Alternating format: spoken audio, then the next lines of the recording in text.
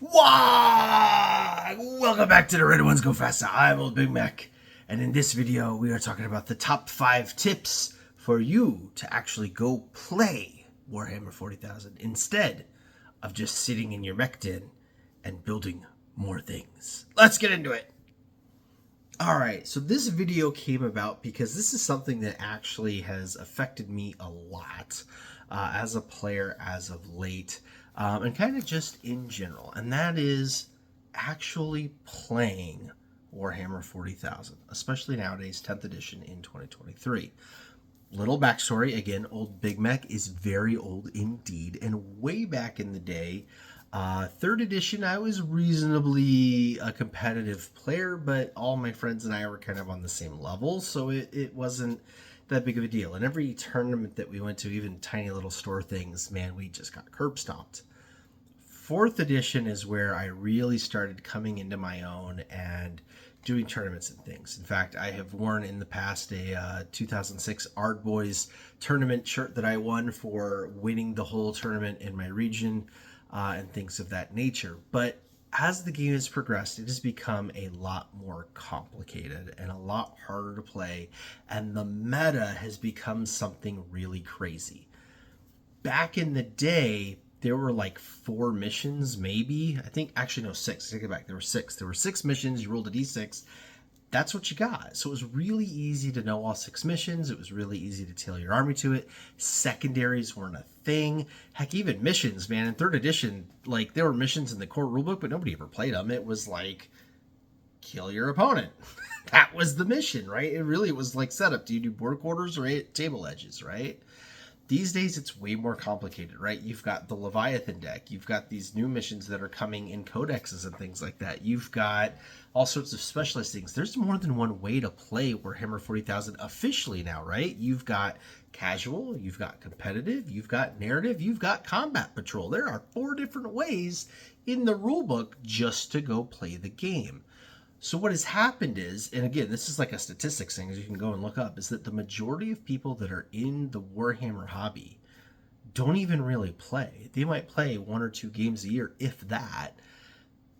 And we just build and collect and put things on our shelf and then never actually use it. And I am definitely kind of one of those players. I'm just not as competitive in my old age. I think it just comes down to when the rest of life is crazy, when you're raising kids and taking care of a house and got a job and all these things, having your hobby be some stressful thing isn't what you want to do, right? Like, we're doing this because it's a de-stressor, because it's an escape from the realities of everyday life and bills and all that jazz, right? And so why would I want to play something that's stressful? I want to go and sit down and have a good time. And that's why casual games and like those board games and stuff are really good, co-ops and things like that, because it isn't competitive. And even if there is like any kind of competitiveness in it, like, it's a team thing where it's you all win together instead of like trying to butt heads with somebody, right? So that's kind of put Warhammer 40,000 in this weird spot where people don't really play it because they are afraid of that competitiveness. And what prompted all of this was Games Workshop released their new meta update article for Warhammer 40,000, which is actually a really nice thing that they do, but it creates conversations. So what am I talking about? Well, on the Warhammer community website, they do these articles called Meta Watch, where they come out and they have a little video and a whole thing about the armies that have won certain giant events and things of that nature. In this particular case, it was Sisters of Battle, but you can see on the big overall thing here, Sisters of Battle are at a 49% win rate. Orcs are up here at 56% with the, frankly, oppressive Eldari at 57% now, right? For the win rate. So what does that win rate really mean? So what it is the games that Games Workshop is involved with. So things like the Tampa Open, the one that was up here, we had the Tacoma Open. LVO and Adepticon and things like that. All of these big tournaments where people go to competitively play, right? So these are not games being recorded at your local game shop like people that used to do Friday Night Magic and they'd be ranked, in Wizards of the Coast. It's not like that. Your local games aren't doing anything. Regional tournaments usually aren't doing anything. These are big national level things for people that competitively play. What Games Workshop is looking for is every army to be between 45 and 55% win rate. And if you drop below 45, they try to buff you up. And if you go above 55, they try to bring you down. And orcs being at 56 is kind of a surprise, right? Because orcs haven't really been that competitive in the Index era, except for like a couple of the things that I've found and some of the other, orc channels have found and talked about. But really, they're niche things, right? And unless the matchup is just right, it's very much 50-50. But even then, 56% is not that great. They recorded 60,000 games in just this balanced data slate, right? So out of those 60,000 games, you think of all the ones that have orcs in it and say it's, who knows, 3,000, right? Out of the 3,000 games that orcs are in, they only won 56% of them. So it's not like any army is overly oppressive in that range. Where you get the bad feelings from is somebody that plays at that level playing somebody like me that's a filthy casual, right? If I show up and I've got a Gorkanaut and a Burnabama and like, not garbage, but just stuff that's fun to play, and they are min-max to the jazz, and they've got, 3 wave serpents and, all the stuff that makes Eldari oppressive right now. I don't know what it is, but you know what I mean? Like, it's if somebody is playing at a competitive level and they walk into your local shop and they want to play a game and you're just playing as a casual, it doesn't matter what they're playing and what you're playing. You're going to get curb stomped just because the game they're looking for is different than the game you're looking for. So what I have today are 5 tips to help you actually get over this and go out there and play a game of Warhammer 40,000 and feel good about it.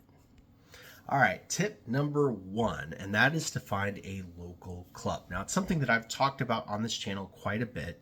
I'm in the Pacific Northwest in Vancouver, which is just north of the Portland, Oregon area.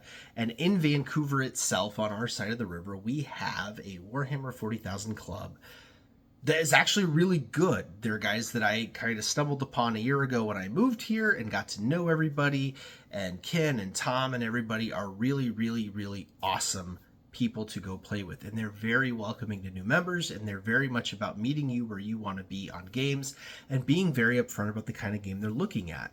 For example, right before the Tacoma Open, right before we did this whole October thing, Ken was going to the Tacoma Open to play competitively, and he was looking for some competitive matches to go and be prepared for that. And so I went and played with Ken, but I went in knowing this is a meta match, right? I need to bring my A game. I need to be on the ball. I need to try to actually win and look at primaries and look at secondaries and look at victory points, because that's the kind of game that we were having. Conversely, I've totally had games with other guys in the club, Ken and Fred and people like that, where we've gone in and we're going to do something totally silly where every time you blow up a vehicle, you automatically explode. We're not rolling for it. Like, we've all got extra Promethium and silly stuff like that. And we have a great time with it. So finding a local club that's into Warhammer 40,000 and getting to know them and making some friends and figuring that out is a great way to do it. And this is the second Warhammer club I've actually been in. Up in just north of us in the Cowlitz County area, there's a whole nother club that does things that goes and plays every Sunday. There's a bunch of great people there as well that I had been playing with for the last several years before I moved down here. So definitely, wherever you live, anywhere in the world, try to find some local club and figure out who's in your area and what kind of thing they got going on. And if you can find some regulars to get in with, you can start fighting some regular games and getting to know people, and they can get to know what it is you like so that they can meet you at your level. All right, tip number 2 is going to be a pretty easy one. People that are looking for pickup games, right? Like, you're like, okay, I don't have anything to do this Sunday. I'm going to pack up my army and I'm going to go to the store and just see if I can play somebody, right? That's a pretty normal thing. But if you're intimidated about that, what you want to do is look at one of the other ways of playing Warhammer that's not the meta competitive way. Now, luckily, there are 2 ways of playing Warhammer right now that are actually really, really good for that kind of thing. And one is Crusade, which is a whole narrative-driven giant battle thing, and you kind of get into like this crusade program where every single battle builds on the one before it, and it's all about writing the story for your army way more than winning the one specific game. The other way is Combat Patrol. Combat Patrol, which we've talked about on the channel quite a bit, is you just buy a Combat Patrol box, and they have their own special rules, and they have their own rule book that's like way pared down, and there's not nearly as much to remember, and they're a lot more evenly matched. And it makes for a better game. Like, you know what you're getting into with Combat Patrol. It's a step between Kill Team and Full Fat 40K. You've got Combat Patrol in the middle. You're going to show up and you know there's only 25 different armies you can fight against, and that's it. And there's no gotcha moments, there's no ahas, there's no like anything like that. You already know what they all are. Combat Patrol is its own separate thing. And then again, same thing with the Crusade. Like, it is a narrative format, and going in and playing one of those narrative games. What I've liked to do is actually find people that are playing a Crusade campaign. Again, ties back into the local club thing.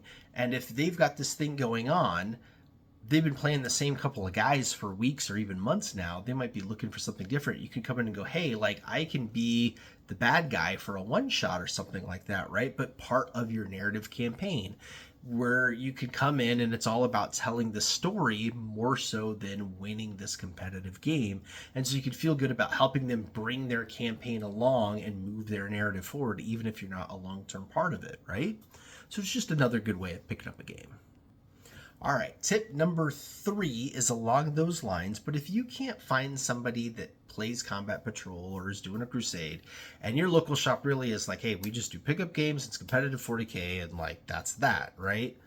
Look for a smaller game. So if you come in and you do a 2,000 or a 3,000 point game, and you invest 4, 5, 6, 7, 8 hours into it, and it's a total just curb stomp or a yuck fest, or there's all these aha gotcha moments, or maybe the person you're playing is kind of just a jerk about everything, you're going to feel really bad about it, and you're not going to want to play Warhammer anymore. Conversely, if you come in and you play a 750 point game, a 1,000 point game, maybe even a 1,500 point game, and you get it done in an hour or two, even if that one game is bad, your time investment is so short, you just play another game, right? Like, this, I didn't like playing that guy, I didn't like playing that list, hey, like, she was kind of a jerk to me.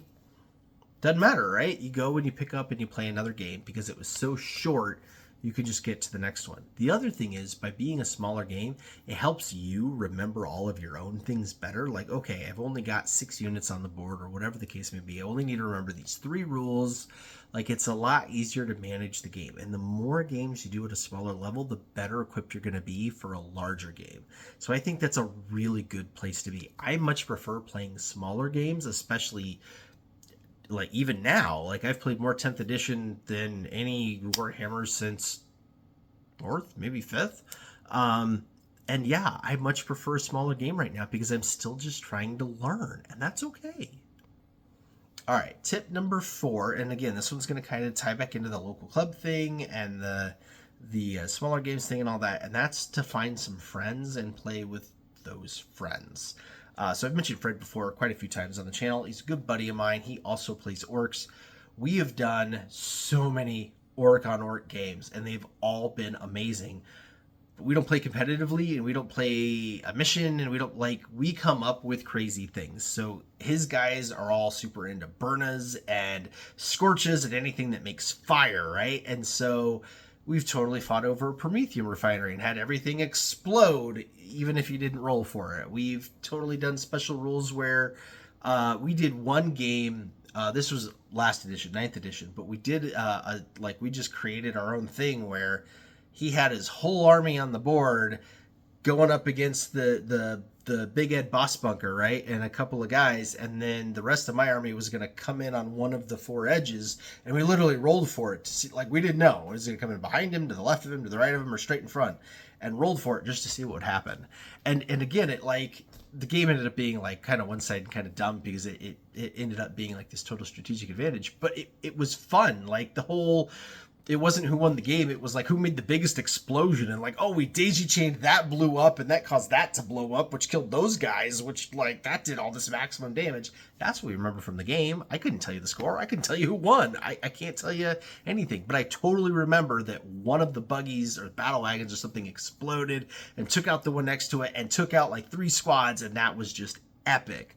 So finding friends to play with and just doing the things that make you happy is probably like the key to eternal 40k happiness. Like, I would totally do those games every day of the week. I would totally set up some crazy thing where I got to make a bombing run with my Burn Bomber and, I don't know, to do something crazy. Or the orcs are defending the Stampa, and if they can survive 2 turns, then they get it working, and they, like, I don't know. Or somebody comes and steals it, and it's like 2 orc bands are fighting over it, and whoever gets to it gets to steal it. Right? Come up with whatever crazy thing floats your boat, and you're gonna have so much fun with it. All right, your 5th and final tip for this video, and just being able to get over it and get out there and play Warhammer 40,000 and feel good about it. If all these things fail, you can't find a local club, or they're not playing, or they're all competitive buttheads, you don't have friends, or like your friends don't play 40k, they're all in Age of Sigmar or whatever, and you can't get into games like that. Nobody wants to play small games. Everybody around you is like 2,000 or 3,000 points or die, right? And nobody's playing Combat Patrol or Native. Like, you don't have a choice. You are going into some game, and it's going to be 3,000 points, and that's that. And it's against some random you've never met before, and they're kind of a meta player or whatever. Or maybe you're even going to go to a tournament, right? And this is something that I have personally used at tournaments more than once. I'm going to go play a tournament, and it's not about winning the tournament. I just want to go because it's fun to go be in this thing, and you want to see, like, all the stuff that the convention has to offer or whatever, too, and the games are just part of getting there. Come up with your own mission, right? For me personally, whenever I paint a new unit, I really want to get it on the board, and I want to do whatever it is the fun thing that unit does. Like, that's my mission. If I can get it off, then I've won. The rest of my army could completely get destroyed. I could lose 100 points to 0. I don't care. If I brought my brand new painted unit on and it got to use its special rule and it got to do something cool, I'm having a blast. I'm having a great time. And this is actually something I use with my kids a lot. So I got 4 kids. They all play Warhammer. They love it. And yeah, this week my one of my sons got a new Tau guy, a commander in Cold Star Battlesuit, right? And he was really excited to put it on the board. And he also finished painting his broadside and with the big railgun, right? And we're like, oh yeah, we should play with this, right? And we've been talking all week about like how the railgun is really cool because like it can shoot things like the Stompa and actually hurt it, right? And this is Kid Hammer. With Kid Hammer, you change the rules all the time to keep it as even as possible all the way to the end, and it's all about epicness than anything else. And so for him to put his newly painted thing on the board and be able to shoot it at a tank and blow the tank up, that was the first time he'd ever blown up a tank in his life. He'll remember that forever. And that was his own mission that we created in there because of his newly painted thing. So like for me, this October painting of this whole new force that I've been doing, I really want to get my Gork I'm working on the board and use it to deliver a squad and shoot a bunch of stuff up. I want to totally use my new Big Mek and Mega armor and those new Mega Knobs to like sit back and do some shooting. And I want one of the Mega Knobs to die so the Big Mek can bring it back to life. And if I could do that, mission successful, I've won the game. Like literally, that's what I'm after. It's just a fun way and mindset to put yourself into. And then everything else is gravy. Like if you go into a tournament with this in mind, right? Say it's, you know, you want to, you know, charge something with a certain unit, or, you know, you got to burn a bomb and you want to drop the bomb on something and like, you know, make somebody take a morale test on something that shouldn't normally have to take it, right? Pin something that is normally fearless. Whatever the case may be, come up with whatever your own mission is and then go to the tournament and play just that mission and ignore everything else and just see how much of a better time you're having than everybody else. And that's totally awesome. So that's like my true core tip that I have used multiple times and will continue to use into the future. And yeah, I hope that it works well for you too. So that's been today's video. I really appreciate you coming by and hanging out with me for a little bit. I know a lot of you got me on in the background while you're building and painting this October, and I look forward to seeing what everybody is working on. I know we've got a Necron army in the works. I know we've got quite a few orc armies in the works. I know that there is more than one person that is doing some building and some painting, and it's really awesome. And you guys are encouraging each other and encouraging me as well. And yes, my painting light is on over there because I have been painting in the background, and you will see lots of stuff in the upcoming videos. But again, this was something that I saw that Meta Watch come up, and there's been a lot of talk on the orc forums about like, oh no, like we're gonna get nerfed and like this and that and all this meta talk. And man, that stuff just is a drag. And I really have been wanting to talk about this on 40K is fun, right? Like that's this whole channel's thing. We put the fun in 40K. We do this hobby to get away from the craziness with politics and war and famine and COVID and shoot, family and kids and houses and bills, man. Like I want to sit in some universe where, you know, some mushroom built a giant robot and like flew it through space. That sounds much better. Right? So I want to be able to go play that game and have that same fun experience and not just have everything be this yuck fest, right?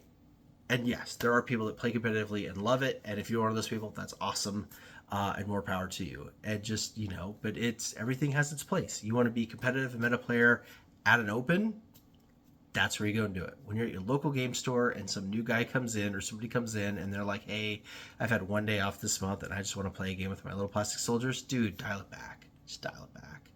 Meet them where they're at and just have a good time. To me, the best games are all about epic moments and remembering, oh, this one really cool thing that happened, or man, it was this nail biter all the way to the end and it was like a 1 point difference. Or those are the games people remember, not, oh yeah, I beat that guy 200-12.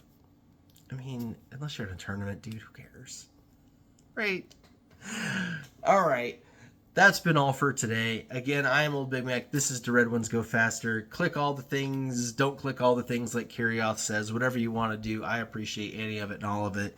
And until next time, walk on!